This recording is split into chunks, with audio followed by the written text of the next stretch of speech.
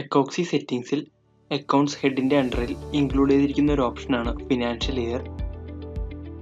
Financial year option click ചെയ്ത് കഴിഞ്ഞാൽ financial year സെറ്റിംഗ്സിനുള്ള ഫോമാണ് ഓപ്പൺ ആകുന്നത്. ഈ ഒരു ഫോമിൽ നമ്മൾ ഇതുവരെ ക്രിയേറ്റ് ചെയ്തിരിക്കുന്ന എല്ലാ ഫിനാൻഷ്യൽ ഇയറിൻ്റെ ഡാറ്റയും അവൈലബിൾ ആണ്. ഈ ഒരു ഡാറ്റ ടേബിളിൽ നമുക്ക് കാണാം financial year start date, financial year closed, action, undo year close എന്നിങ്ങനെ ഇത്രയും ഡാറ്റാസ് അവൈലബിൾ ആണ്. First of all financial year start date ആണ് ഇത് റെപ്രസെൻറ്റ് ചെയ്യുന്നത്. നെക്സ്റ്റ് വൺ വരുന്നത് ഓരോ ഫിനാൻഷ്യൽ ഇയർ റേഞ്ച് ആണ് കാണിക്കുന്നത്. അതുപോലെ ഫിനാൻഷ്യൽ ഇയർ ക്ലോസ് ചെയ്തിട്ടുണ്ടെങ്കിൽ നമുക്ക് ഈ ഒരു കോളം അത് അവൈലബിൾ ആയിട്ട് കാണിക്കുന്നതാണ്. നെക്സ്റ്റ് വൺ വരുന്നത് ആക്ഷൻ എന്ന കോളമാണ്. ഇവിടെ നമുക്ക് ഏത് ഫിനാൻഷ്യൽ ഇയർ ആണോ കറണ്ട് ഇയർ ആയിരിക്കുന്നത് അത് നമുക്ക് കാണാൻ സാധിക്കും. Current financial year green colour represent ചെയ്തിരിക്കുന്നു.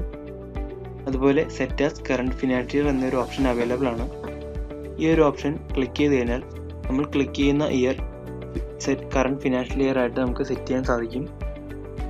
നെക്സ്റ്റ് വൺ വരുന്നത് അൺഡു ഇയർ ക്ലോസ് എന്ന ഓപ്ഷനാണ്. നമ്മൾ ഒരു ഫിനാൻഷ്യൽ ഇയർ ക്ലോസ് ചെയ്തിട്ടുണ്ടെങ്കിൽ ആ ഫിനാൻഷ്യൽ ഇയർ ക്ലോസ് ചെയ്തത് നമുക്ക് ക്യാൻസൽ ചെയ്യണം അല്ലെങ്കിൽ അൺഡു ചെയ്യണമെന്നുണ്ടെങ്കിൽ ഈ ഒരു ഓപ്ഷനിൽ അൺഡു ഓപ്ഷൻ അവൈലബിൾ ആയിരിക്കും. റൈറ്റ് സൈഡിൽ വരുന്നത് ഡിലീറ്റ് ഓപ്ഷനാണ്.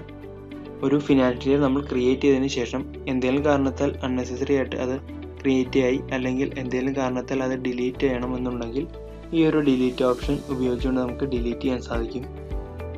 നെക്സ്റ്റ് വരുന്നത് ക്രിയേറ്റ് ന്യൂ ഫിനാൻഷ്യൽ ഇയർ എന്നൊരു മെനു ആണ്. ഒരു ന്യൂ ഫിനാൻഷ്യൽ ഇയർ ക്രിയേറ്റ് ചെയ്യാൻ ഈ ഒരു മെനു നമുക്ക് യൂസ് ചെയ്യാം.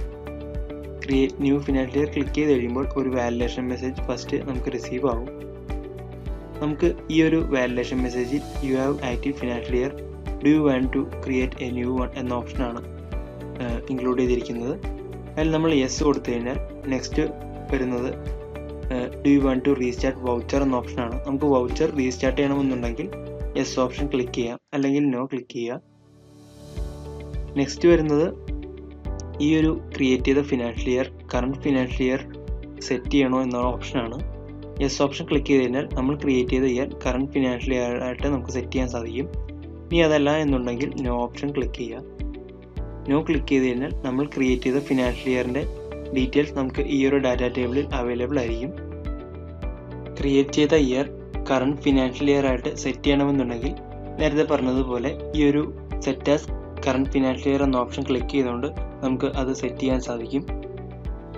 അപ്പോൾ ഇത്രയും ഓപ്ഷൻസ് ആണ് ഈ ഒരു ഫിനാൻഷ്യൽ ഇയർ സെറ്റിംഗ്സിൽ അവൈലബിൾ ആയിട്ടുള്ളത്. Thank you.